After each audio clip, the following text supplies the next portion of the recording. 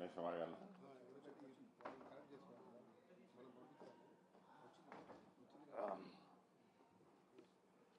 Water తెప్పి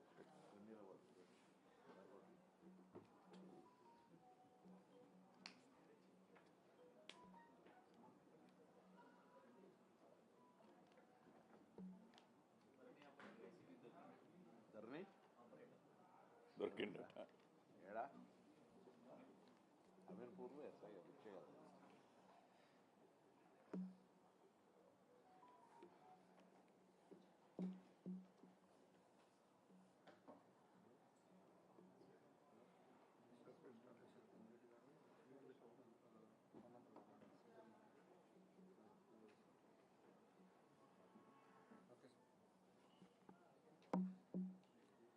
ఓకేనా?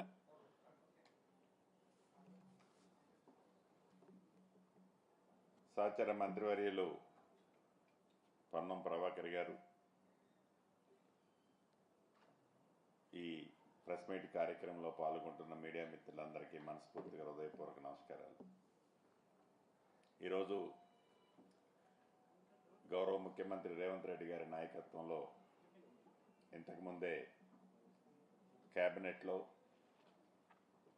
విస్తృతంగా అనేక అంశాల మీద చర్చించి కేబినెట్ ఆమోదం తెలపడం జరిగింది. మొదటిగా ఏదైతే కేరళలో గడిచిన కొద్ది రోజుల క్రితం ఈ దేశంలో ఏనాడు జరగనంత విపత్తు వాయనాడు జిల్లాలో జరిగిందో దానికి కేబినెట్ అంతా ప్రగాఢ సానుభూతిని దిగ్భ్రాంతిని తెలియజేయటం జరిగింది. వారి కుటుంబాలు చనిపోయిన వారి కుటుంబాలకి ఆత్మ శాంతించాలని కేబినెట్ సభ్యులందరం కూడా గౌరవ ముఖ్యమంత్రి గారి సమక్షంలో సానుభూతిని ఆ కుటుంబాలకు తెలిపాం. దానితో పాటు ఏదైతే విపత్తులో ప్రాణాలు కోల్పోయిన కుటుంబాలకు, దెబ్బతిన్న కుటుంబాలకు, అనేక రంగాలుగా ఆస్తి నష్టం ఇతరత్రా ఏదైతే జరిగిందో ఆ కుటుంబాలకి ఈ రాష్ట్ర ప్రభుత్వ పక్షాన అక్కడ కావాల్సిన అవసరాలకు తగ్గట్టు అన్ని రకాలుగా, అది ఆర్థికంగా కావచ్చు, వైద్య రీత్యా కావచ్చు, విపత్తును ఎదుర్కొనే దాంట్లో మ్యాన్ పవర్ కానీ, మిషనరీ కానీ, ఇతరత్రా ఏదైతే రిక్వైర్మెంట్ ఉందో వాటన్నిటినీ ఈ రాష్ట్ర ప్రభుత్వ పక్షాన అక్కడ చీఫ్ సెక్రటరీ గారితో మిగతా ముఖ్యులతో మాట్లాడి తప్పకుండా ఈ ప్రభుత్వం నుంచి సహాయ సహకారాలు అందిస్తుంది అని మీ ద్వారా ఆ విపత్తులో చిక్కుకున్న ప్రతి ఒక్కరికి తెలియచేయటం జరుగుతుంది. ప్రధానంగా ఎన్నికల మేనిఫెస్టోలో ఏదైతే చెప్పామో చెప్పిన దాంట్లో భాగంగా జాబ్ క్యాలెండర్ ప్రకటిస్తామని చెప్పాం. రేపు అసెంబ్లీ సాక్షిగా జాబ్ క్యాలెండర్ను ప్రకటించబోతున్నాం. ఆ వివరాలన్నీ అసెంబ్లీ సాక్షిగా యావత్ తెలంగాణ రాష్ట్రంలో ఉన్న నిరుద్యోగ తమ్ముళ్ళకి చెల్లెమ్మలకి తెలియచేయనున్నాం. రెండవది,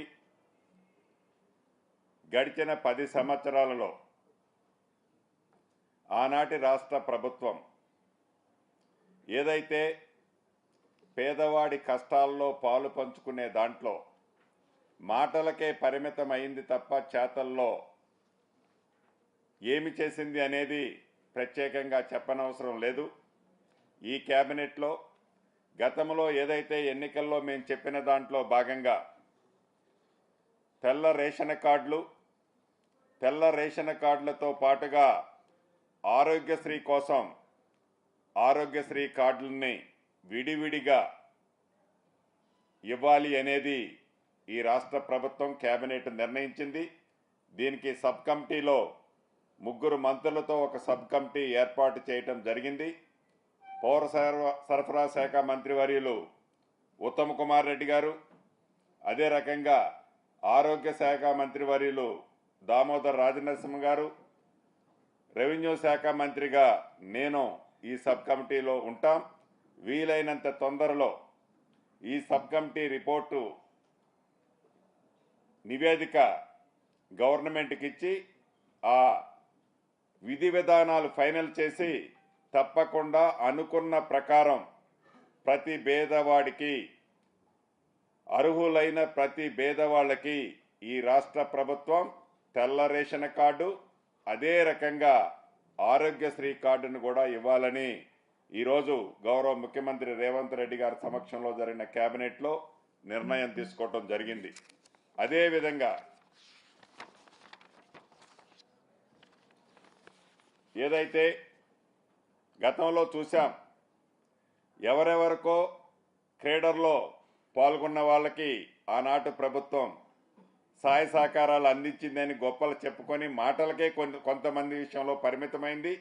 కానీ ఈనాడు ఇందిరమ్మ రాజ్యంలో క్రీడాకారులు ఏషా సింగ్ గారు, అదే రకంగా నిఖత్ జరీన్, మహమ్మద్ సిరాజ్కు హైదరాబాదులో ఒక్కొక్కరికి 600 చదరపు గజాల ఇంటి స్థలము కేటాయించేందుకు మంత్రివర్గం ఆమోదం తెలిపింది. నిఖత్ జరీన్కు, సిరాజ్కు గ్రూప్ 1 స్థాయి ఉద్యోగాలు ఇవ్వాలని నిర్ణయించడం జరిగింది కేబినెట్లో. అదే రకంగా విధి విధానాల్లో మరణించిన ఇంటెలిజెన్సీ డీజీ రాజీవ్ రతన్ గారి కుమారుడు హరిరతన్కు మున్సిపల్ కమిషనర్ ఉద్యోగం ఇవ్వాలని కేబినెట్ నిర్ణయించడం జరిగింది. అదేవిధంగా ఇటీవల విధి నిర్వహణలో చనిపోయిన అడిషనల్ డీజీ పి మురళీ కుమారుడికి డిప్యూటీ తహసీల్దార్ ఉద్యోగం ఇవ్వాలని కూడా కేబినెట్లో నిర్ణయం తీసుకోవడం జరిగింది. అదే రకంగా మా సోదరుడు సహచర మంత్రివర్యులు పొన్నం ప్రభాకర్ గారు ఆనాడు ఆ ప్రభుత్వంలో ఆ గౌరవెల్లి ప్రాజెక్టు పూర్తి చేసి సుమారు 2000 ఎకరాలకు నీలియాలని చాలా పోరాటం చేశారు.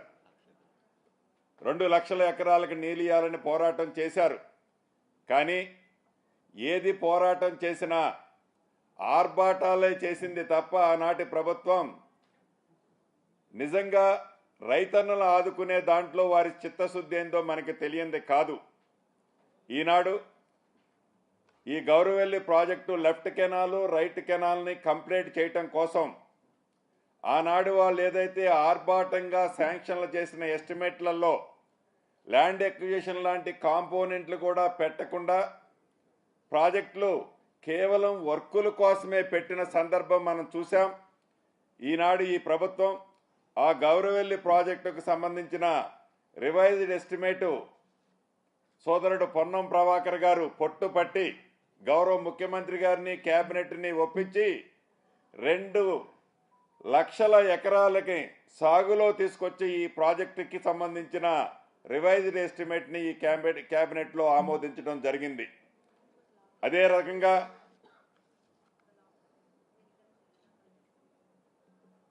ఇటీవల గవర్నర్ గారు ఏదైతే 2 ఎమ్మెల్సీలకు సంబంధించినది ఫైలు తిరిగి ప్రభుత్వానికి వెనక్కి పంపడం జరిగింది. మళ్ళీ ఈ కేబినెట్లో పెద్దలు కోదండరామ్ గారిని, అదే రకంగా అమీర్ అలీ ఖానీ గారిని, ఇద్దరు పేర్లని రికమెండ్ చేస్తూ ఎమ్మెల్సీలుగా మళ్ళీ గవర్నర్ గారికి ఫైలు రికమెండ్ చేసి పంపటం జరిగింది ఈ కేబినెట్లో. ఎందుకంటే మీకు తెలియంది కాదు, కోదండరామ్ గారు ఆనాడు తెలంగాణ రాష్ట్ర సాధన కోసం, తెలంగాణ ప్రజల మనోభావాల కోసం ఏ రకంగా ఉద్యమాన్ని ఉవ్వెత్తున తీసుకెళ్లిన మహానుభావుడికి ఆనాటి ప్రభుత్వం ఎంత గౌరవం ఇచ్చిందో మనకు తెలియంది కాదు. ఈ ప్రభుత్వంలో కోదండరామ్ గారికి తప్పకుండా ఒక సముచిత స్థానం ఇవ్వాలని మళ్ళీ తిరిగి వారిని అమీర్ అలీ ఖాన్ గారిని కూడా సభ్యులుగా రికమెండ్ చేస్తూ కేబినెట్ ఈరోజు మళ్ళీ గవర్నర్ గారికి రికమెండ్ చేయడం జరిగింది. ఇంకొక ఇంపార్టెంట్ విషయం ఏదంటే ఆనాటి ప్రభుత్వం రైతుల పక్షపాతమేమో రైతులని అన్ని రంగాల్లో ఆదుకుంటామని చెప్పిన ఆనాటి ప్రభుత్వం నిజాం షుగర్స్ని ఏ రకంగా విస్మరించిందో మనకు తెలియంది కాదు. ఈ ప్రభుత్వం వచ్చిన తర్వాత ఈ నిజాం షుగర్స్ని రివైవ్ చేయటానికి పెద్దలు శ్రీధరబాబు గారు చైర్మన్గా ఒక సబ్ కమిటీని వేసి ఆ సబ్ కమిటీ ఇచ్చిన రిపోర్టు ప్రకారం నిధులని 2 విడతలుగా రిలీజ్ చేసి దాన్ని రివైవ్ చేసే దాంట్లో ఈ ప్రభుత్వం చిత్తశుద్ధితో రివైవ్ చేయాలని ఇచ్చిన డబ్బులతో పాటు ఇంకా ఏదైనా అవసరం ఉంటే దాన్ని సహాయం చేయాలని ఈరోజు కేబినెట్ నిర్ణయించింది. దీంతో పాటు ఏదైతే అక్కడ ఇథనాల్ అదే రకంగా విద్యుత్ ఉత్పత్తికి సంబంధించిన అంశాలను కూడా మళ్ళొకసారి సబ్ కమిటీ క్షుణ్ణంగా పరిశీలిస్తే నిధులు ఎంత అవసరమైనా రైతులను ఆదుకునే దాంట్లో నిజాం షుగర్ ఫ్యాక్టరీని తిరిగి ఓపెన్ చేసే దాంట్లో ఈ ప్రభుత్వం చిత్తశుద్ధితో ఉంది అనేది ఈరోజు ఈ కేబినెట్ చాలా స్పష్టంగా నిర్ణయం తీసుకోవడం జరిగింది. ఇకపోతే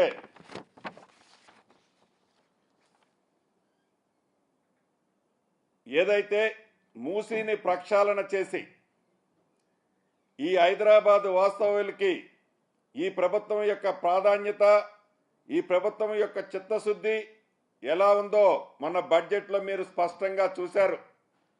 కనీ విని ఎరగని రీతిలో 10,000 కోట్ల రూపాయలని ఈ ప్రభుత్వం హైదరాబాద్ అభివృద్ధి కోసం కేటాయించాం.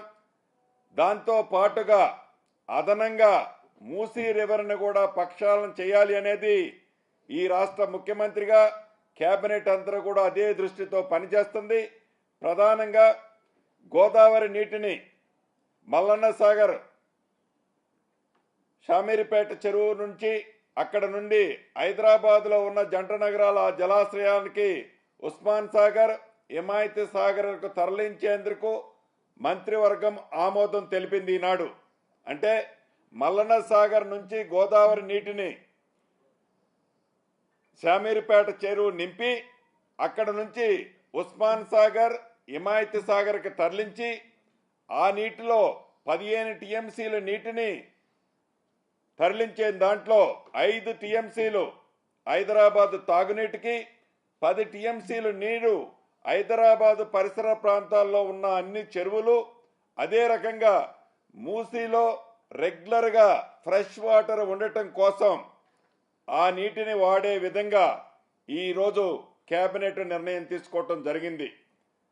అంటే ఇంత క్షుణ్ణంగా ఈ రాష్ట్ర ప్రభుత్వం యొక్క ఆలోచన, ఈ రాష్ట్ర ప్రభుత్వం యొక్క పనితీరు, ఈ రాష్ట్ర ప్రభుత్వం యొక్క చిత్తశుద్ధి ఏంటి అనేది ఒక్కొక్కటి ఏదైతే ఈ రాష్ట్ర ప్రభుత్వం ఆలోచన ఉందో యుద్ధ ప్రాతిపదిక మీద ఈ ప్రభుత్వం చర్యలు ఏ రకంగా చేపడుతుందో యావత్ తెలంగాణ ప్రజలు గమనిస్తున్నారు.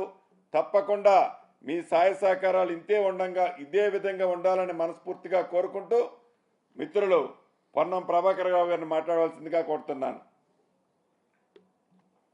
ఈరోజు హుస్నాబాద్ ఎత్తైన ప్రాంతానికి, పీఠభూమి ప్రాంతానికి డిస్ట్రిబ్యూటరీ సిస్టమ్ కాలువలకు సంబంధించి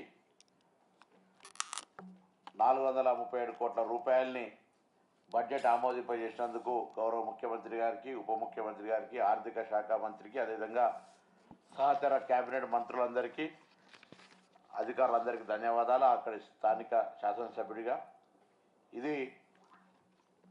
ఈ ప్రాజెక్టు 13వ తారీఖు 7/2007 నాడు ఆనాడు కీర్తిశేషులు రాజశేఖర రెడ్డి గారు శంకుస్థాపన చేశారు. 13వ తారీఖు 7వ నెల 2007. ఇలా 1 ఆగస్టు 2024, దాదాపు 17 సంవత్సరాలు గడిచిపోయినటువంటి పరిస్థితి. 17 సంవత్సరాల 2007 నుంచి 14 వరకు దాదాపు 70-80% పనులు టన్నెల్తో సహా హెడ్ వర్క్స్ సంబంధించిన అన్ని రకాల పనులు పూర్తయి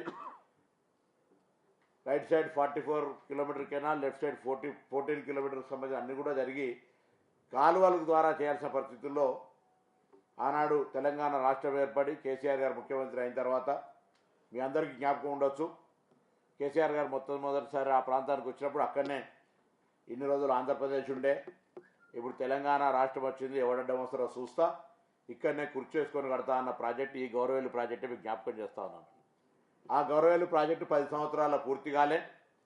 పూర్తి కాకపోతే దాని కెపాసిటీ పెంచినామని మళ్ళీ భూ నిర్వాసితుల సమస్య, సాంకేతికమైనటువంటి అనుమతులు తీసుకోలేదని ఎన్జిటి సమస్యను, అదేవిధంగా నిర్వాసితులతో సామరస్యంగా పరిష్కారం చేయాల్సినటువంటి అంశాన్ని పోలీసుల ద్వారా శాంతి భద్రతల సమస్య ద్వారా మిలిటరీలాగా అర్ధరాత్రి మహిళలను చూడకుండా దాడులు చేసిన సంఘటనలు మీ అందరికీ జ్ఞాపకం ఉండుంటాయి. మీకు జ్ఞాపకం ఉన్నా లేకున్నా అక్కడ స్థానిక ప్రజలందరూ కూడా ఇప్పటికి కూడా ఆ దెబ్బలో కేసులో ఆ రాత్రి నిరంకుశత్వంగా జరిగిన వ్యవహారానికి సంబంధించి అందరూ కూడా తెలుసు. అటువంటి పరిస్థితుల్లో ఈనాడు ముఖ్యమంత్రి, ఆనాటి పిసిసి అధ్యక్షుడిగా మార్చి 2వ తారీఖు 2023 నాడు ఆ ప్రాంతం లోపల మేమందరం కూడా ప్రాజెక్టు సందర్శనకు పోయి కాంగ్రెస్ అధికారంలోకి రాగానే ఈ ప్రాజెక్టును పూర్తి చేసే బాధ్యత అని చెప్పడం జరిగింది. దానికి అనుగుణంగా 2223 కిలోమీటర్లు కాలువల కొరకు సేకరించాల్సినటువంటి భూమికి సంబంధించి ఇప్పటికే సిద్దిపేట జిల్లా కలెక్టరేట్ కావచ్చు, మాకు హుస్నాబాద్ 3 జిల్లా కలెక్టరేట్లు వస్తాయి. ముగ్గురితో అనేక సందర్భాల లోపల క్షేత్రస్థాయి నుంచి సమావేశాలు నిర్వహించారు. దానికి సంబంధించిన ప్రతిపాదనలను ఇరిగేషన్ శాఖ అధికారులతోటి తెప్పించుకొని ఆర్థిక శాఖ, దాని తదుపరి ఇరిగేషన్ శాఖ గౌరవ ముఖ్యమంత్రి గారి ఆమోదాలు పొంది వల్ల క్యాబినెట్ అంతా కూడా దాన్ని ఆమోదింపజేసిందంటే ఇది ఒక చారిత్రాత్మక నిర్ణయం. ఎందుకంటే మీ అందరికీ గతంలో హుస్నాబాద్ ఇది ఒక ఎత్తైన ప్రాంతంగా పీఠభూమిగా 2003లో రాజశేఖర రెడ్డి గారు పాదయాత్ర చేసినప్పుడు ఈ ప్రాంత రైతుల గుండె లబ్డబ్ అని కొట్టుకోదు, వరద కాలువ అని కొట్టుకుంటుందని చెప్పినటువంటి మాట జ్ఞాపకం చేస్తా ఉన్నా. అప్పటి నుండి ఈ ప్రాంత ప్రజల యొక్క ఆకాంక్ష, వాళ్ళందరూ ఆశీర్వచనంతో నేను శాసనసభ్యుడైన తర్వాత నాకు కూడా ఒకటే వాంఛ, చిరకాలంగా నేను ఆ ప్రాజెక్టు పూర్తి చేస్తేనే ఈ రైతాంగానికి న్యాయం చేసిన వాళ్ళు అవుతాం అనేటువంటి దాని మీద మొదటి నుంచి సింగిల్ ఓరియంటేషన్గా ఆ ప్రాజెక్టుకు సంబంధించి అంతర్గతంగా అన్ని రకాలుగా ఎక్కడెక్కడికి అవసరమైతే హుస్నాబాద్ శాసనసభ్యుడిగా మంత్రి ఉన్నప్పటికీ కూడా ఆ విధంగా ఆ యొక్క ప్రాజెక్టును ఈరోజు కార్యరూపం దాల్చుకున్నాం. దానికి సంబంధించి వెంటనే ఇప్పటికే భూసేకరణకు సంబంధించినటువంటి ఐడెంటిఫికేషన్ పెగ్ మార్కింగ్ అంటారు, అది అయిపోయింది. కాబట్టి దాని తర్వాత డ్రాఫ్ట్ నోట్ ఏదైతే సాంకేతికమైన కార్యక్రమాలు జరుగుతాయి.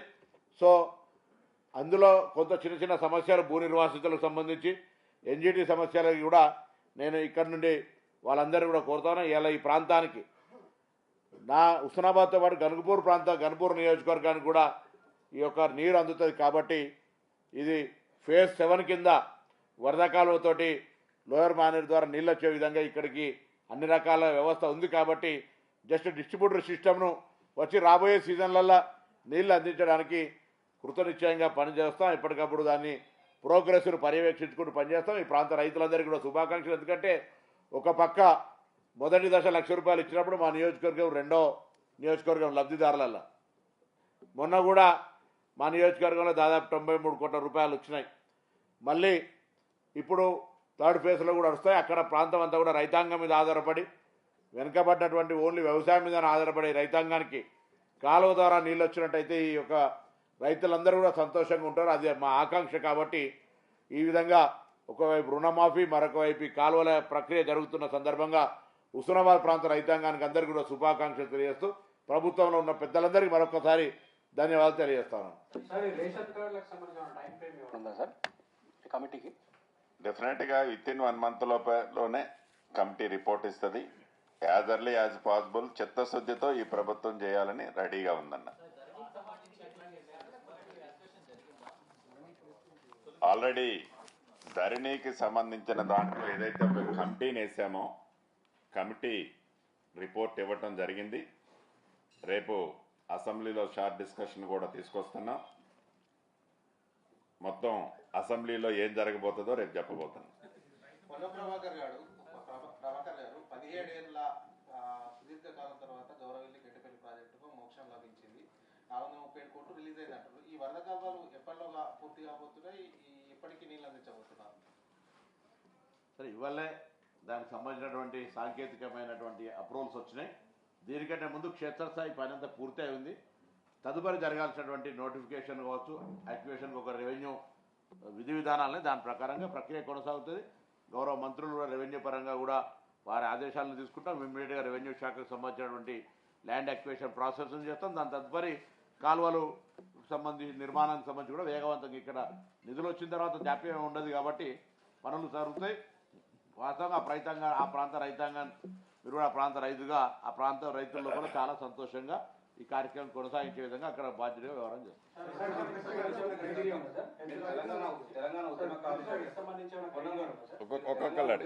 చెప్పండి, జాబ్ క్యాలెండర్ ఇవ్వడం ఎట్లా చూస్తారండి? మొత్తం ప్రభాకర్ నిన్నే అడుగుతున్నాను, ఉద్యమకారుడు. ప్రభుత్వాలు జాబ్ క్యాలెండర్ ఇవ్వకపోవడం వల్ల చాలా మంది నిరుద్యోగులు చాలా తీవ్ర ఇబ్బంది పడ్డారు. అదేవిధంగా వారికి ఇప్పుడు తెలంగాణ ఉద్యమమే నీళ్లు నిధులు నియామకాలకు సంబంధించి ఇవాళ మా ప్రభుత్వం ఒక గొప్ప నిర్ణయం శాసనసభలో, మీరు దయచేసి శాసనసభలో ఒక యంగ్ ఇండియా స్కిల్ డెవలప్మెంట్ యూనివర్సిటీని కూడా ఇప్పుడే ఫౌండేషన్ వేయడానికి గౌరవ ముఖ్యమంత్రి గారు వేరు, అది ఒకటి ఫౌండేషన్ వేసినారు.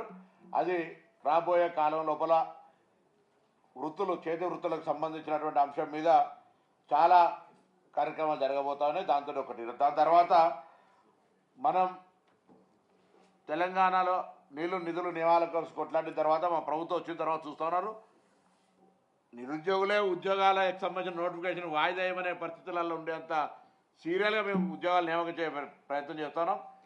అందులో వంగ మళ్ళీ రేపు డిస్కషన్ చేయంగా తినవంగ రుచులు ఎందుకు అన్నట్టు ఒక్కరోజు రేపు పొద్దుగాల మీరు కూడా దానిలో పార్టిసిపేట్ కానీ. సారీ సార్, రేషన్ కార్డ్ రేపటి సపరేట్ అని చెప్పారు కదా సార్. జాబ్ క్యాలెండర్ మీరు కాంగ్రెస్ మేనిఫెస్టోలో ఆల్రెడీ ప్రకటించున్నారు, తేదీలతో సహా మీరు ప్రకటించున్నారు.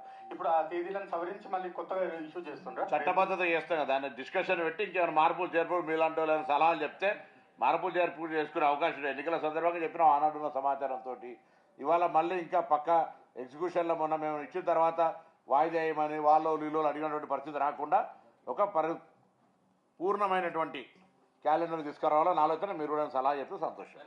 ఇప్పుడు ఇన్ఎడిషన్ దట్ ప్రభాకర్ అన్న చెప్పిన దానికి ఇన్ఎడిషనల్గా నేను చెప్పేది ఏంటంటే, జాబ్ క్యాలెండర్ విషయంలో ఆనాడు మా పార్టీ పరంగా కాంగ్రెస్ పార్టీ ఒక జాబ్ క్యాలెండర్ని రిలీజ్ చేసింది.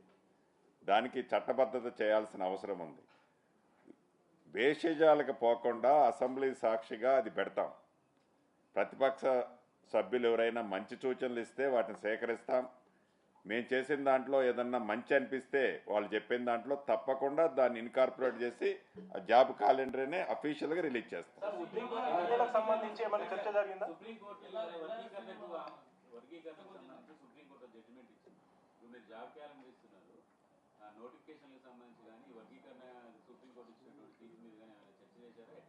ఎస్, ఈ ప్రభుత్వం అసెంబ్లీ సాక్షిగానే గౌరవ ముఖ్యమంత్రి గారు చాలా స్పష్టంగా చెప్పారు.